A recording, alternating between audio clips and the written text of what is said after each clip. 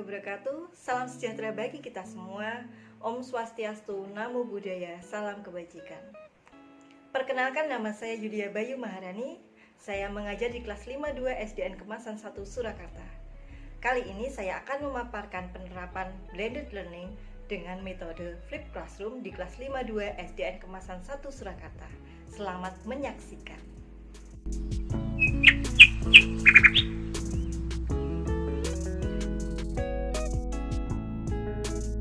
Sekitar Maret 2020, Indonesia dilanda COVID-19, sehingga mendorong kita sebagai seorang guru lebih kreatif dalam mengatasi learning loss ketika pembelajaran jarak jauh.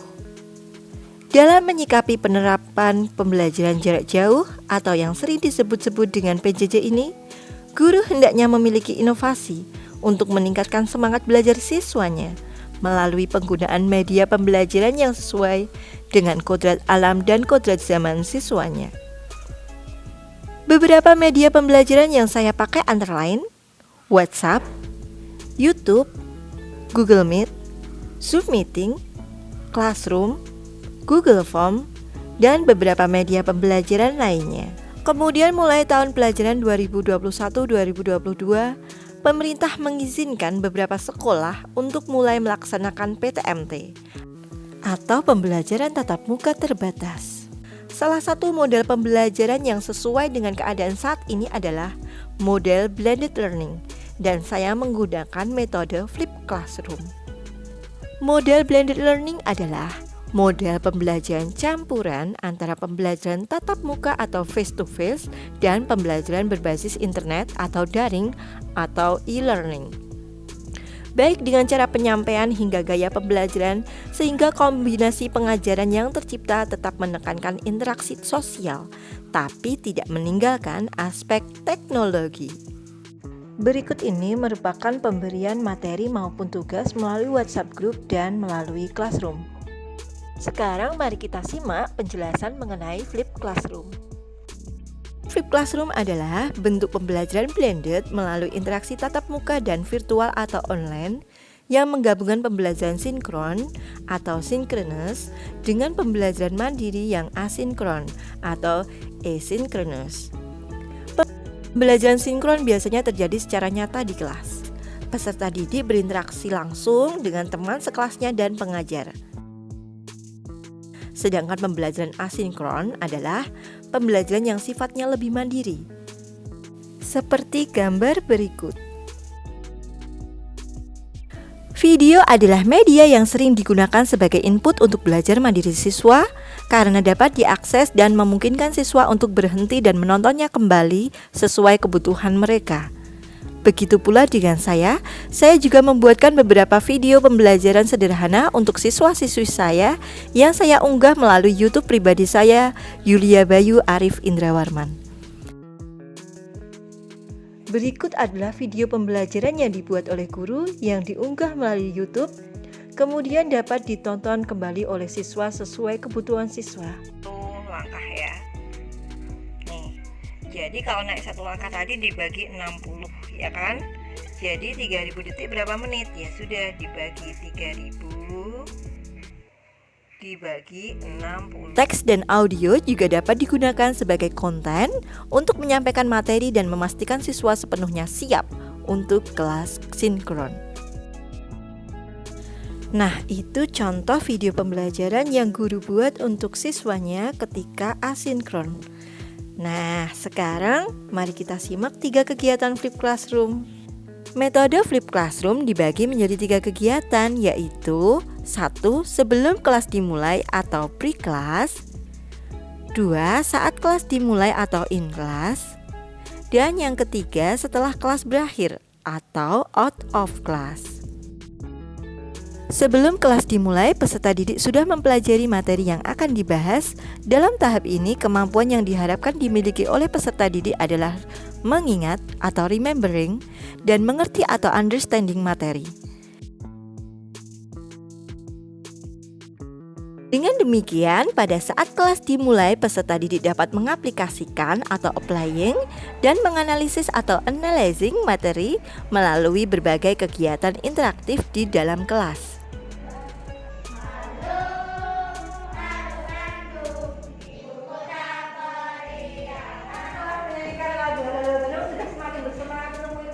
hari ini? Oke, Bu Yulia beri waktu 5 menit untuk membaca buku kalian. Anak-anak sudah selesai membaca bacaan di bukunya? Yulia mau tanya nih sama Kayla. Yulia mau tanya nih, kamu tadi membaca apa?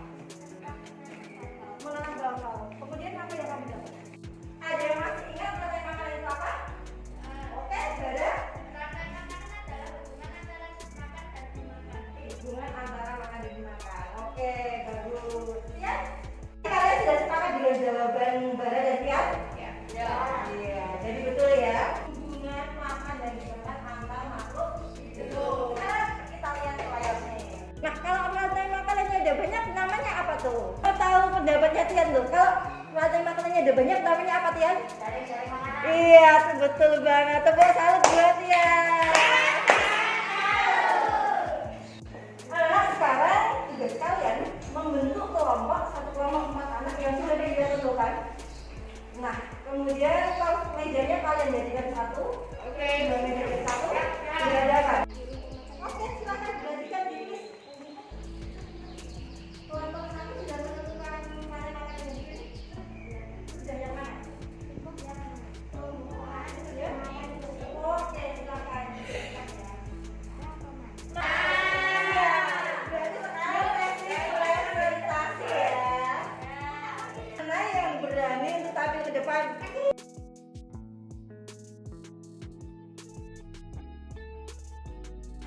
Saya berminat sebagai konsumen tingkat 1 PNI. Saya berperan sebagai konsumen tingkat 2. Saya Mian, saya berperan menjadi pengurus. Oke, betul tidak ada? Kami akan mempresentasikan hasil diskusi saya dan saya Felisa.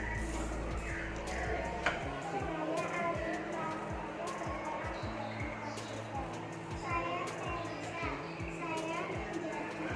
konsumen tingkat 1. Saya Fahri berperan sebagai konsumen tingkat 2 bulan. Oke, pengurainya ada nggak nih? Nggak ada, berarti Bu Yulia bantuin nih. Berarti Bu Yulia jadi pengurainya. Berarti Bu Yulia makan siapa sayang? Iya, Bu Yulia makan Fahri nih berarti. Iya. Nah, betul tidak ada? Nomor 1. Nah, itu tadi adalah kegiatan saat kelas dimulai atau in class. Sekarang kita memasuki tahap yang ketiga, setelah kelas berakhir atau out of class. Dilanjutkan dengan tahap yang ketiga adalah mengevaluasi atau evaluating dan mengerjakan tugas berbasis proyek tertentu sebagai kegiatan setelah kelas berakhir atau grading. Assalamualaikum warahmatullahi wabarakatuh. Nama saya Asa Akbar. Saya dari kelas 52 akan mempresentasikan hasil rantai makanan dari gambaran saya. Pertama, ada padi. Padi berperan sebagai produsen, lalu dimakan oleh tikus yang berperan sebagai konsumen tingkat 1. Tikus akan dimakan ular. Ular berperan sebagai konsumen tingkat 2. Lalu, ular dimakan oleh elang. Elang berperan sebagai konsumen tingkat 3. Lalu elang tersebut mati dan akan dimakan pengurai. Sekian, terima kasih. Setelah siswa mengerjakan evaluasi, maka segeralah memberikan penilaian serta tanggapan agar siswa lebih bersemangat belajar. Nah, sekarang apa sih manfaat dari Flip Classroom itu? Yuk kita simak bersama-sama yuk. Yang pertama, pembelajaran lebih berpusat pada siswa. Flip Classroom memberikan tanggung jawab lebih kepada siswa untuk pembelajaran mereka sendiri. Peserta didik dapat belajar secara mandiri sesuai dengan kemampuan masing-masing. Mereka dapat mengatur waktu maupun tempat yang paling nyaman untuk mereka belajar. Mereka juga dapat mengulang apabila ada materi yang masih mereka belum pahami. Oleh sebab itu, pembelajaran menjadi lebih berpusat pada peserta didik. Manfaat yang kedua, pembelajaran dapat disesuaikan dengan kebutuhan masing-masing peserta didik. Dengan lebih banyak waktu yang dihabiskan untuk praktik di kelas, pengajar memiliki lebih banyak kesempatan untuk mengamati siswa mereka dalam memahami suatu materi, serta dapat mengidentifikasi kekuatan dan kelemahan masing-masing siswanya. Manfaat yang ketiga adalah peserta didik memiliki kepercayaan diri yang lebih tinggi dan keterlibatan dalam pembelajaran lebih tinggi. Peserta didik lebih banyak mengambil tanggung jawab untuk pembelajaran mereka sendiri, sehingga mereka dapat mengembangkan keterampilan belajar individual yang lebih efektif. Kemandirian ini dapat menyebabkan peningkatan kepercayaan diri di kelas, yang dapat berdampak positif pada tingkat keterlibatan peserta didik yang lebih tinggi lagi. Itu tadi manfaat dari Flip Classroom. Semoga bermanfaat bagi pembelajaran di kelas kita, sehingga tujuan pendidikan bisa tercapai. Tujuan pendidikan di Indonesia adalah terwujudnya profil pelajar Pancasila pada siswa-siswi kita. Semangat untuk guru-guru di Indonesia, semangat rekan-rekan sesolo raya. Semoga apa yang telah kita usahakan dapat berhasil guna. Sekian pemaparan penerapan blended learning dengan metode Flip Classroom di kelas 52 SDN Kemasan 1 Surakarta. Semoga video ini dapat bermanfaat bagi kita semua. Sekian pemaparan dari saya mengenai penerapan blended learning dengan metode Flip Classroom di kelas 52 SDN Kemasan 1 Surakarta. Semoga apa yang kami sampaikan dapat bermanfaat bagi kita semuanya. Terima kasih saya ucapkan kepada Kemdikbud, Dinas Pendidikan Kota Surakarta, PGRI, Hafex, guruinovatif.id yang telah menyelenggarakan kegiatan seperti ini sehingga dapat memotivasi kami sebagai guru untuk meningkatkan inovasi dalam pembelajaran. Selamat Hari Guru Nasional 2021. Semangat untuk rekan-rekan guru untuk selalu berkarya dalam memajukan pendidikan di Indonesia. Mari tetap semangat dalam berkarya. Wassalamualaikum warahmatullahi wabarakatuh. Salam literasi.